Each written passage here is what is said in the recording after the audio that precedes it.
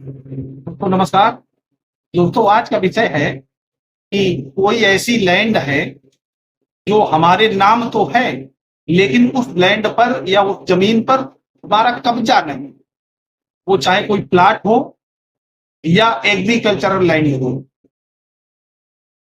उस पर कैसे कब्जा प्राप्त करें, कैसे उस जमीन को आप अपने अंडरटेकिंग में लें। अगर कोई व्यक्ति उसमें बाधा उत्पन्न कर रहा है आपके कब्जे में, तो उस व्यक्ति को वहां से कैसे हटाएं, कैसे डिस्करेज करें और आप उस लैंड पर काबिज हो जाएं। दोस्तों, ये बड़ा ही गूढ़ विषय है। इस विषय में बहुत लोग परेशान घूम रहे हैं। कैसे घूम रहे हैं? या तो किसी भूमाफिया ने उनकी जमीन पर कब्जा कर लिया है, या उन्होंने किसी को एक छोटा सा एग्रीमेंट किया, उसने जगह कब्जा कर ली। अब वो ना तो उस जमीन को बेचे पा रहे हैं, ना उस जमीन का एंजॉयमेंट किए पा रहे हैं, उनके पास कब्जे नहीं बचा। तो आप उस जमीन पर कब्जे में कैसे आए, पोजीशन आपका कैसे हो, आज इस संबंध में ये वीडियो। दोस्तों, जमीन का सबसे पहले आपके पास लीगल टाइटल होना चाहिए। अब लीगल टाइटल कैसे होगा? या तो आपको वो लैंड आपके पूर्वजों द्वारा यर्स के रूप में, उत्तराधिकार के रूप में प्राप्त हुई हो। जैसे आपके बाबा से पिताजी को और पिताजी से आपको, भले ही आपका नाम राजस्व लेख में दर्ज ना हो, लेकिन आप उस सीरीज में आते हो। दूसरा, या तो आपको वो प्रॉपर्टी वसीयत के थ्रू प्राप्त हुई हो, या वो प्रॉपर्टी आपको किसी सेल डीड या गिफ्ट डीड। सेल डीड का मतलब बैनामा और गिफ्ट डीड का मतलब है दान पत्र, इसके माध्यम से प्राप्त हुई हो।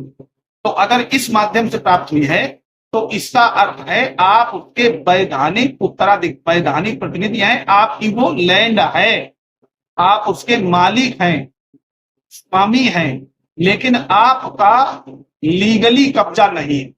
वैसे प्रजम्पशन तो यही होगा कि आपका ही कब्जा है, पर मौके पर आपका कब्जा नहीं है। मौके पर किसी व्यक्ति ने, वो आपका कोई रिश्तेदार हो सकता है, कोई लाइसेंसी, कोई किराएदार, कोई और ऐसा व्यक्ति जो अदर तरीके से उस पर कब्जा में आ गया है, काबिज है, बहुत लंबे समय से है या अभी कुछ समय से है, वो गुंडागर्दी की दम पर आपको उस जगह पर घुसने नहीं दे रहा है, आपको मना करता है कि नहीं आने देंगे।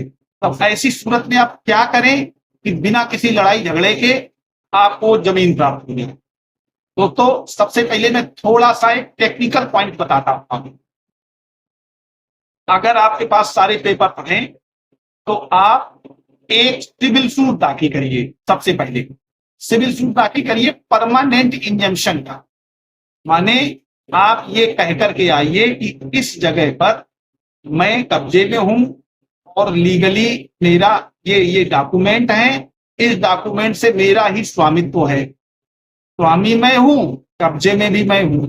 लेकिन जो व्यक्ति आपको परेशान कर रहा है, उस व्यक्ति के लिए लिखाइएगा कि ये फला फला पर्सन हमारे स्वतंत्र और स्वामित्व कब्जे में हस्तक्षेप कर रहा है, इंटरफियर कर रहा है, इसको रोक दिया जाए।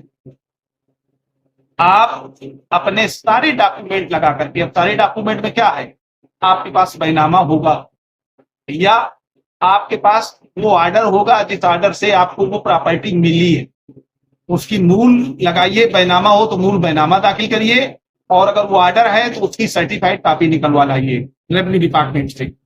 दूसरा, उस लैंड के पोजीशन के बारे में आप प्रमाण जो भी हो आपके पास, जैसे अगर वो कृषि भूमि है तो आप उसका लगान अदा करते हैं, सिंचाई अदा करते हैं, उनकी रसीदें, आप वहां पे खाद और बीज डलवाते हैं, उनकी रसीदें, आप ट्रैक्टर से जुताई करवाते हैं, डीजल खरीदते हैं, उस जगह के लिए बीज लेते हैं, उनकी रसीदें, और उस जमीन से जो फसल उगती है उसको आप मंडी में बेचते हैं, तो मंडी के 6R और 9R, ये वो रिसीप्ट है जिससे ये प्रमाण है कि आपने ये फसल बेची जो इससे उगी हुई थी।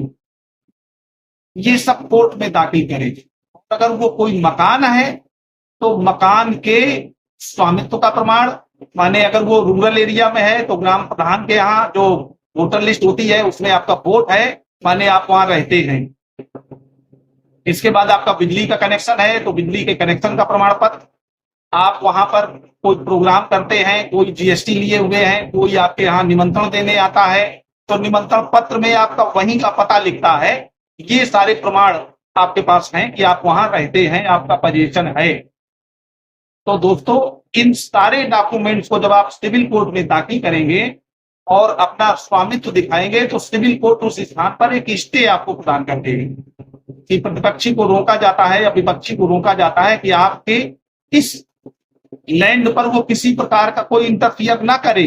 और जब इंटरफियर ना करने का ऑर्डर हो जाता है और उसको बुलाया जाता है, अगर वो वहां पहुंच गया और उसने बहुत ज्यादा पैरवी की, तो हो सकता है आपका स्टे खारिज हो जाए।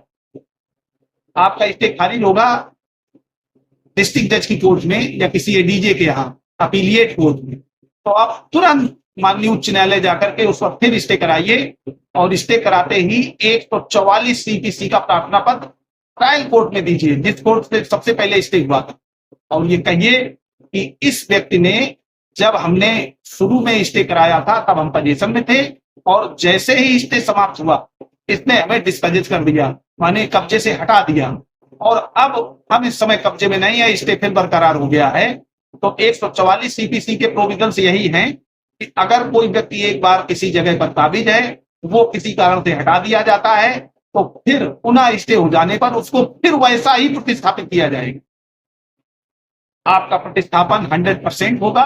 न्यायालय अमीन दीवानी या किसी ऐसे अधिकारी को भेज करके आपको वहां स्थापित करा देगी।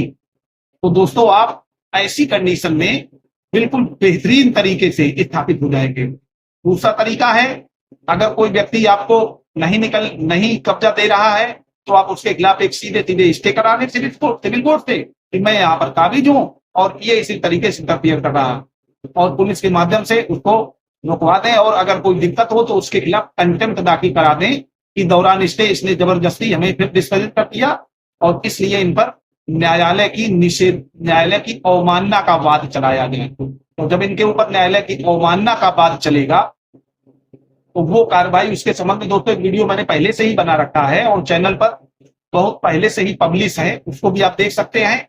ऑर्डर 39 रूल 2A के अंतर्गत उनके खिलाफ कंटेम्प्ट ऑफ द कोर्ट उसी कोर्ट में दाखिल होता है जिस कोर्ट ने स्टे किया था।